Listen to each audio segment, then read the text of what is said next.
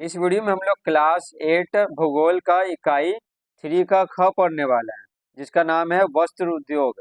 क्या नाम है? वस्त्र उद्योग। तो इस वीडियो में हम लोग इस चैप्टर का A to Z question answer solve करेंगे, जो भी इस चैप्टर में दिया हुआ है। तो चलिए बिना समय गवाए वीडियो को स्टार्ट करते हैं। तो देखिए, ये रहा अभ्यास के प्रश्न, बहुवैकल्पिक प्रश्न। तो ये सब के सब चलिए पढ़ते हैं PDF से, जो आपके लिए टाइप किए हैं। तो देखिए, इकाई 3 और ये वस्त्र उद्योग है।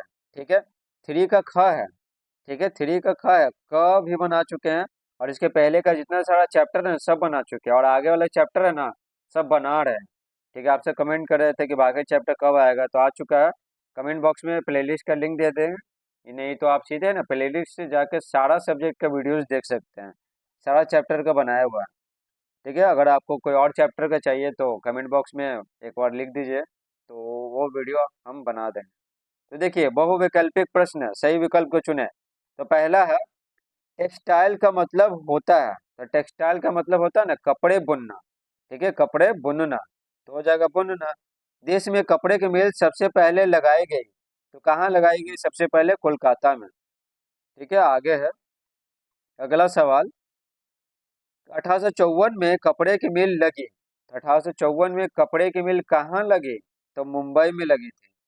सिल्क प्राप्त होता है। तो सिल्क तो जो सिल्क वॉर्म होता है ना, रेशम का कीड़ा, तो उसके कोकून से मिलता है, तो हो जाएगा कोकून से। वस्त्र उद्योग के लिए आवश्यक है, तो क्या आवश्यक है? वो ऊर्जा, कच्चा माल, श्रम, उपर्युक्त सभी, तो हो जाएगा उपर्युक्त सभी। तीनों जरूरी है ना, यानी बिजली भी जरूरी है, कच्चा माल तो चाहिए ही। ठीक है, और श्रम, मजदूर काम करने वाले होने चाहिए ना, तो काम कौन करेगा? देखिए दूसरा नंबर, खाली स्थान को उपयुक्त शब्दों से पूरा करें। ठीक है, तो देखिए पहला, भागलपुर शहर डैश वस्त्र उत्पादन के लिए प्रसिद्ध है। तो कौन से वस्त्र उत्पादन के लिए भागलपुर शहर प्रसिद्ध है? तो रेशमी हो जाए। ठीक है, रेशमी। सूती वस्त्र उद्योग एक डैश उद्योग है, एक कुटीर उद्योग है। ठीक है, कपड़ों की बुनाई को डैश कहा जाता है। तो कपड़ों की बुनाई को टेक्सटाइल कहा जाता है। ढाका डैश के लिए प्रसिद्ध रहा है। ठीक है, तो किसके लिए प्रसिद्ध रहा? मलमल के लिए। ठीक है, मलमल जो कपड़ा होता है ना, उसके लिए। अहमदाबाद को भारत का डैश कहा जाता है। तो अहमदाबाद को भारत का मैनचेस्टर कहा जाता है। ठीक है, आगे देखिए तीसरा नंबर, निम्नलिखित प्रश्नों के उत्तर अधिकतम 50 शब्दों में दें। ठीक है, अधिकतम 50 शब्दों में, कम हो सकता है लेकिन 50 से ज्यादा नहीं हो सकता है। पहला सवाल है, प्राकृतिक रेशे क्या है? तो उत्तर लिखेंगे, जो रेशे प्राकृतिक रूप से, अर्थात भेड़ों, बकरियों, कोकून, कोकून यानी रेशम का कीड़ा जो कोकून निर्माण करता है ना, उसी के कोकून की बात हो रही है, तथा पौधों से तैयार किए जाते हैं, उसे प्राकृतिक रेशे कहा जाता है।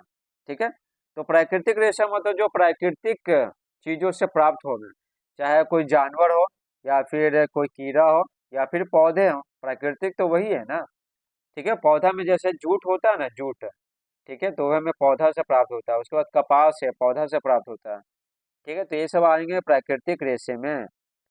अगला देखिए दूसरा नंबर, मानव निर्मित रेशे का नाम लिखिए। ठीक है, जो प्रयोगशाला में बनाया जाता है, तो उत्तर लिखेंगे, मानव निर्मित रेशे का नाम है क्या क्या? नायलॉन, पॉलिस्टर, एक्रोलियम, रेयॉन इत्यादि। ये आप साइंस के सब्जेक्ट में ना पढ़े होंगे। तीसरा सवाल देखिए, मशीनों से कपड़ों का उत्पादन सस्ता होता है, क्यों? मशीनों से कपड़े का उत्पादन सस्ता क्यों होता है? उत्तर लिखेंगे, मशीनों से कपड़े बनाने में कम समय लगता है, इसमें मजदूर भी कम लगते हैं, और बहुत अधिक मात्रा में कच्चा माल खरीदना भी सस्ता पड़ता है। इसलिए मशीनों से कपड़ों का उत्पादन सस्ता होता है और जल्दी बनता है। समझे, दोनों। तो देखिए, मशीन जब लगा गया ना, तो पहला है कि बनने में बहुत कम समय लगेगा। ठीक है, वही चरखा से बनाने में ना बहुत समय लगता था, और मजदूर भी कम लगते हैं। ठीक है, तो उनको सैलरी कम देना पड़ता है। ठीक है, मजदूर कम है तो सैलरी जाहिर सी बात है कम देना पड़ेगा। और कच्चा माल एक बार में ढेर सारा खरीद लेते हैं और ढेर सारे कपड़े बना देते हैं, क्योंकि मशीन से कपड़ा बनाने में बहुत कम समय लगता है। ठीक है, तो ये जो कपड़ा बनता है ना मशीन से, ये सस्ता होता है किसकी तुलना में? जो हाथ से बनाया जाता है ना, बुना जाता है, उसकी तुलना में। ठीक है, और ये आकर्षक डिजाइनों में भी रहता है। तो मशीनों से कपड़ों का उत्पादन इसलिए सस्ता होता है। चौथा प्रश्न देखिए, गर्म कपड़ों की थोक खरीदारी किस जगह पर होती है और क्यों? ठीक है, उत्तर लिखेंगे। गर्म कपड़ों की थोक खरीदारी लुधियाना तथा दिल्ली से होती है। कहाँ कहाँ? लुधियाना और दिल्ली से होती है। ये लुधियाना कहाँ? ये पंजाब में है। क्योंकि वहाँ अत्यधिक मात्रा में मिल है तथा कच्चा माल आसानी से उपलब्ध हो जाता है, जिससे कपड़े कम कीमत पर उपलब्ध हो जाते हैं। तो वहाँ पर है ना, लुधियाना में, दिल्ली में, यहाँ पर ना गर्म कपड़ों का ना ढेर सारा मिल है। तो मिल वाले क्या करते हैं ना, बहुत सारा सामान कच्चा माल मंगाते हैं और फिर क्या कपड़े बना के बेचते हैं, तो कम कीमत पे मिल जाता है। वही कपड़ा अगर मान लेते हैं कि बिहार आएगा, ठीक है, तो जो लाने जाएंगे ना व्यापारी, तो उनको भाड़ा भी तो लगेगा और अपना जो मेहनत लगा है तो उसका भी पैसा जोड़ लेते हैं, तब जाके महंगा हो जाता है। समझे? तो गर्म कपड़ों की थोक खरीदारी किस जगह पर होती है? लुधियाना और दिल्ली। चौथा सवाल देखिए, निम्नलिखित प्रश्नों के उत्तर दें अधिकतम 200 शब्दों में। ज्यादा से ज्यादा 200 शब्दों में दे सकते हैं और कम तो दे ही सकते हैं। तो आप सबके लिए स्पेशल आना शॉर्ट्स में आंसर दे दिए ताकि आपको याद करने में आसानी हो। देखिए, पहला प्रश्न है, वस्त्र उद्योग की स्थापना में सहायक कारकों का वर्णन कीजिए। वस्त्र उद्योग की स्थापना में, ठीक है, उत्तर लिखेंगे। पहला लिखेंगे कच्चे माल की उपलब्धता। तो वस्त्र उद्योग हेतु कच्चे माल की उपलब्धता महत्वपूर्ण कारक है। कच्चा माल चाहिए ना, जैसे कपास का कपड़ा बना रहे हैं, कॉटन का, तो कच्चा कपास चाहिए ना। तो जहाँ पर कच्चा माल आसानी से उपलब्ध हो सके, तो वहीं पर वस्त्र उद्योग लगाया गया है। गुजरात और महाराष्ट्र में अच्छी गुणवत्ता के कपास, पंजाब और कश्मीर में ऊन मिलते हैं। ठीक है, तो पंजाब कश्मीर से ऊन मंगाया जाता है, इसलिए पंजाब में ढेर सारा कपड़ा का मिल है, समझे, गर्म कपड़ा का, पंजाब और कश्मीर में। और उसके बाद गुजरात और महाराष्ट्र में काली मिट्टी है ना, तो वहाँ पर कपास बहुत अच्छा से होता है, तो वहाँ पर कपास का मिल लगाया हुआ है ढेर सारा। ठीक है, गुजरात और महाराष्ट्र में, समझे। आगे देखिए, परिवहन की सुविधा।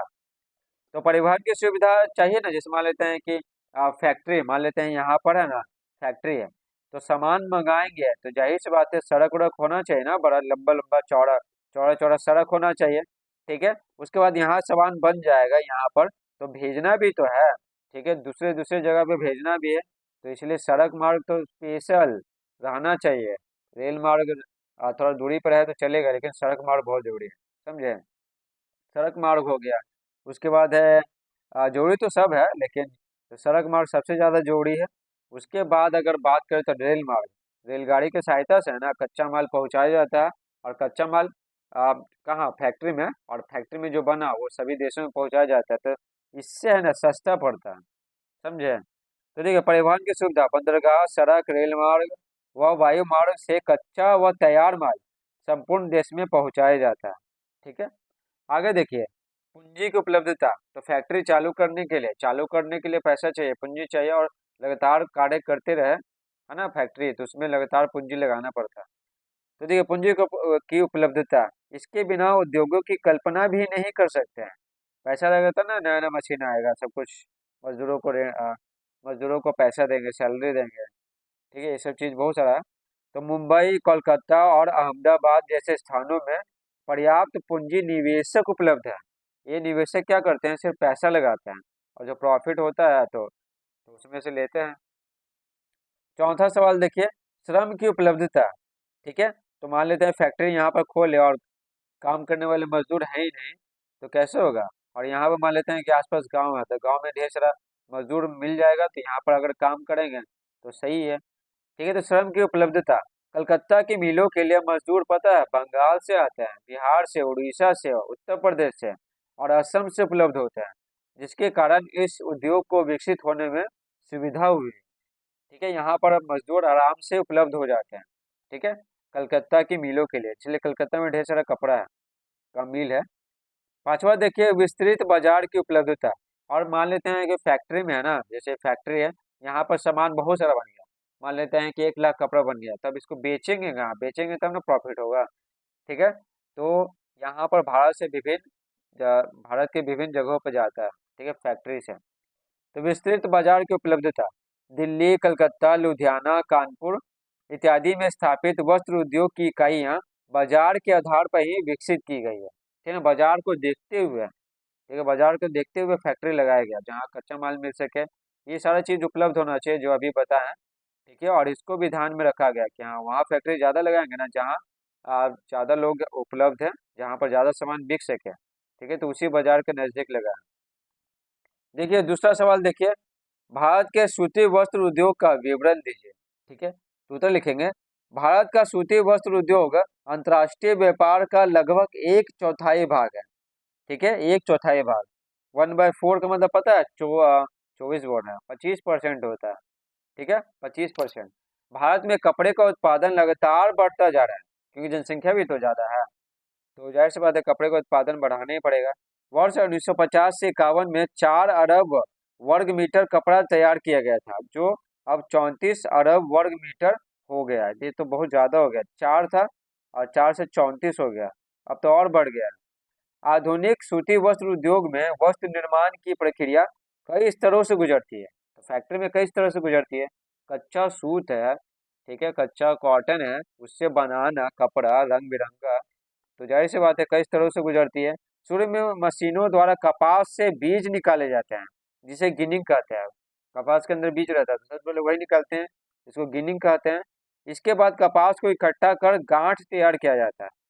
ठीक है, और गांठों से कपास के धागे बनाए जाते हैं, और फिर इन धागों की सहायता से मशीनों द्वारा कपड़ा तैयार किया जाता है। तो ये इस प्रकार से था। क्लास 8 साइंस का वीडियो बना चुके हैं, तो ये सब है ना, क्लास 7 का भी में दिया हुआ है, ठीक है, कपड़ा से संबंधित, और क्लास 8 में भी दिया हुआ है, समझे।